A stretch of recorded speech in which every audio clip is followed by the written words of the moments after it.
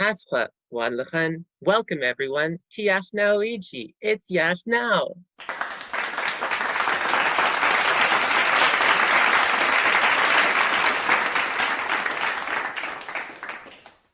Today we have the privilege of meeting with Darin Corbiere-Waab Shki Makwa, an Anishinaabe artist living on Lheidli T'enneh Territory, also known as Prince George. Darin, tell us more about you. Hey, how's it going? I'm really happy to be here. Well, as you indicated, I am Anishinaabe. My Anishinaabe name is Waab Shki Makwa, and I'm from the Bear clan.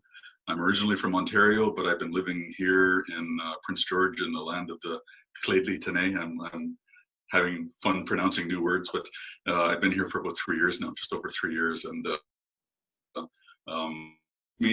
when I moved here, I had this trailer load of ash. It's a hardwood from Ontario, and I had to figure out something to do with it. And I started doing artwork probably about 5 years ago. Part of the healing process that I've undergone in the past 5 years to deal with some of the church trauma, childhood church trauma. A lot of my artwork is an expression of the color that I used to see when I was a kid. When I was a kid, I used to see color around people, and I thought that was normal. I thought everybody saw that sort of thing, but apparently it's rather unique, and I didn't know it until much later in life. And then when I turned 50, I decided that I was going to do something about the demons that were left behind by the church, and that's when the color started to come back into my life.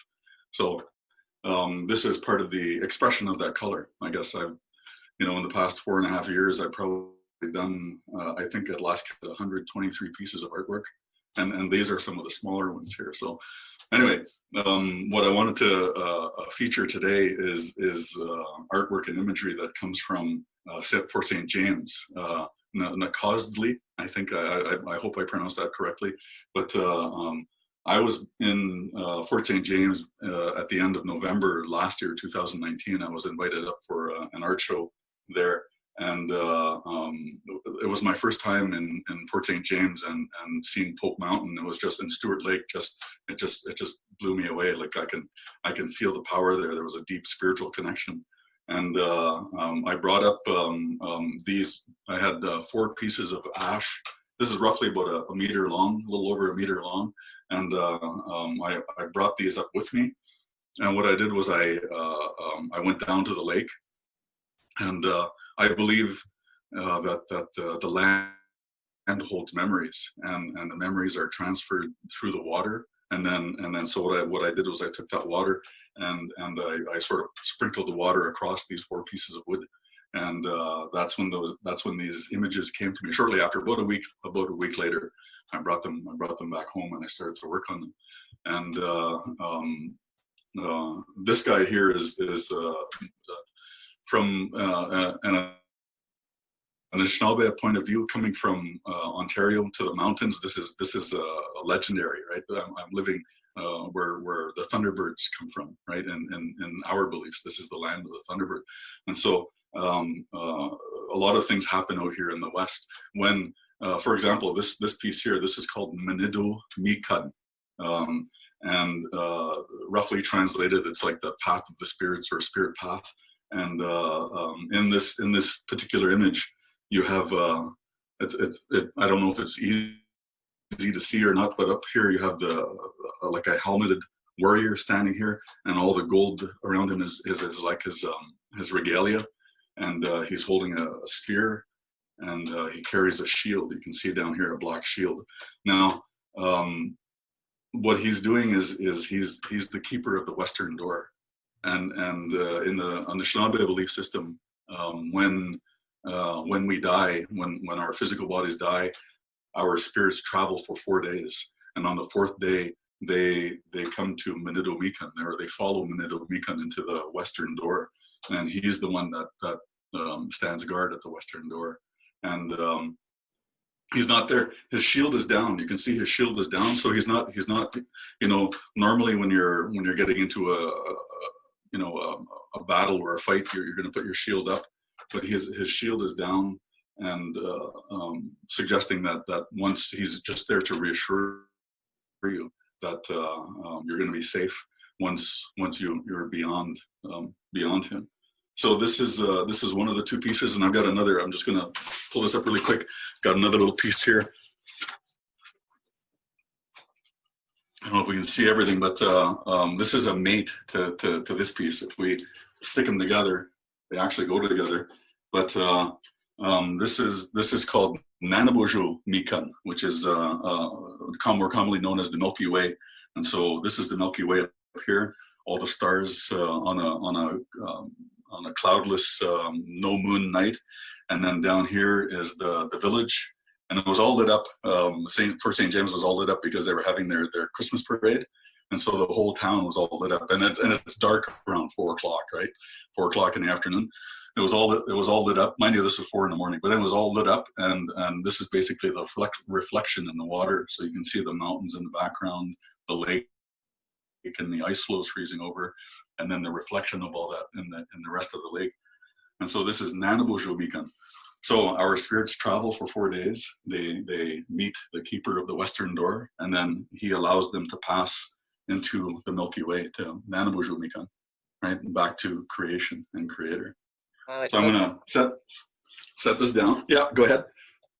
Yeah, I was just saying it tells a story when they're put together. You know, they have individual stories in each piece, and then you put them together, and you've got this continued story that takes you through that 4-day journey, for example. Am I correct? Yeah, exactly. Yeah, it is that 4-day journey. Yeah. So with this guy, my artwork, a lot of my artwork, I do like I do crazy things. I use copper elements. I went dumpster diving down at the scrapyard here in Prince George, and I managed to find like these beautiful little chunks of copper. I don't know if you can see that or not, but yeah, they're like actual little copper ingots. Wow. And these are what I embellish my artwork with now. So there are elements of copper here, and then the copper pins just sort of extend the artwork, and then they also create a cool way to attach it to the stand. So my artwork has a way of expressing itself differently depending on which way you look at it. So I'm just gonna take this. I'm gonna flip it over. Okay. Hopefully I won't drop anything. Or there we go. Yeah, I love. It's like an indigenous transformer.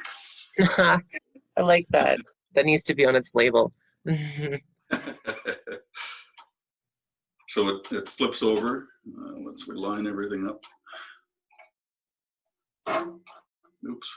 I love the use of copper in it. It tells even more to it, right? Because copper is such an important element to so many different indigenous nations, right? Yeah, it is. It's significant to the Anishinaabe as well, because all of our in our ceremonies, copper is prized for holding the water in water ceremonies and things like that. So so when we flip this guy over, you can see his helmet now becomes like a campsite. You can see in this circle here. And this is the campsite, and these are all the little spirits that are gathering at the campsite on that 4th day. And then what they're going to do is on that 4th day, they're going to follow this path into the setting sun. So you see the sun, the shield that he's holding down when it's flipped over now becomes the setting sun. So this is the sunset on the 4th day, and this is the path that these spirits are going to follow.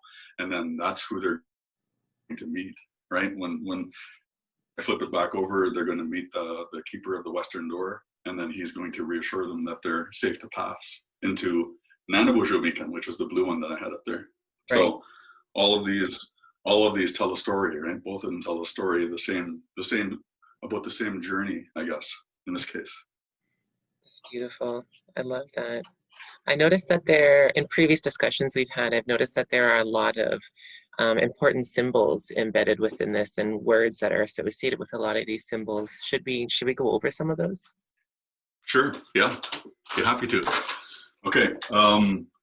We talked about the sun, for example. In Anishinaabe or Anishinaabe, the word for sun is Jesus. Jesus. Jesus, yes. Okay, can the viewers say that? Jesus. Okay, I can hear you. then, Jesus. then this is sunset. That time of day.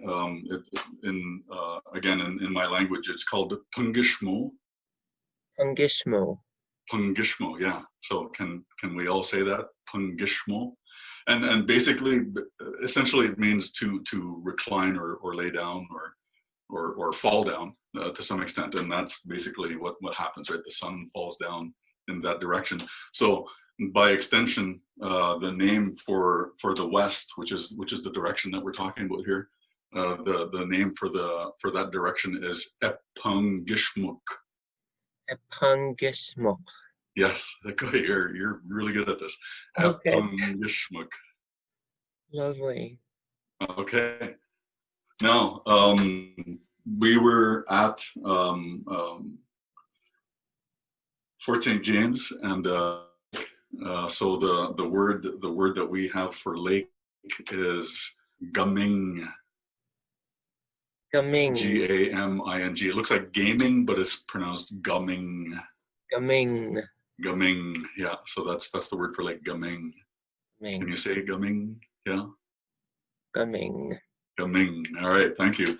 I talked about how I believe, or yeah, maybe it's a personal belief, but the earth keeps memories and it transmits those memories through the water. So water, the word for water is nibe. Nibe. Nibe. Yeah. Nibi. Yeah. Nibe. All right. What else were we talking about here? I got to go to my cheat sheet.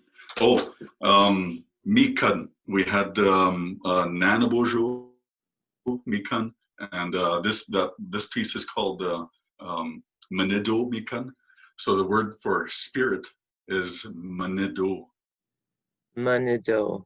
Manido. Sometimes people will see it spelled Manitou, and back east that's how they'll pronounce it sometimes, but it's pronounced Manido. Manido. All right, thank you. Good, you're good. And the other word that we're going to be looking at today is path, or I guess by its modern use, it's road. And the word for path is mikan. Mikan. Mikan, yes. Mikan. So that's the name of this particular piece of artwork, Manido Mikan, spirit path. Spirit. Oh. And it could have two different meanings. It could be the actual physical pathway that the spirits follow, which is depicted here, but it could also mean a personal journey, right? And leaning more towards a spiritual path in your life, right? And following a spiritual path. It tells me different stories. The two different stories are two possible meanings, right? So when we talk about the earth or talk about the artwork, Nanabuju, there is no translation for Nanabuju. He is like an Anishinaabe superhero. He's a trickster. He's the guy, the main character in all our stories, and we experience things vicariously through him, because he's the one who gets involved in all the crazy stuff, right? And does all these crazy things, and experiences all this bad stuff, or learns lessons the hard way, and through his stories, that's how we're taught, right? So the other artwork is called Nanabuju Mikan. Nanabuju Mikan. Nanabuju Mikan, yeah. Okay, and the man or the being that we saw, the keeper of the western door, he is referred to as Ogichida. Ogichida. Ogichida, yeah, okay, good. Now, an Ogichida is a warrior, different from a soldier. Not a soldier is someone who just takes orders and does what they're told. A warrior has training. They're deeply spiritual. They it's just a higher level of not necessarily fighting, but thinking and being, right? Ogichida. And then we talked about the journey and how long it takes, or in the Anishinaabe system, how long it takes for our spirits to travel to the western door, to where they get to this campsite here. And it takes 4 days, so 4 days from now. And the word for 4 days from now is Chiwaswaban. Chiwaswaban. Chiwaswaban, yes. That's awesome. That's really cool. And that's pretty much it for these two particular pieces of artwork and the stories behind them. Well, Hala, thank you so much for sharing that with us. It was a beautiful journey, really. Thank you. Oh, wait. I got one more thing. I gotta shut off the lights though. Okay. Because again, this is one of the features of my artwork, is that it gets into some freaky stuff sometimes. So I gotta shut off all the lights. But I'm gonna around this way, and instead of flipping it back over, I'm gonna turn it around here. Okay.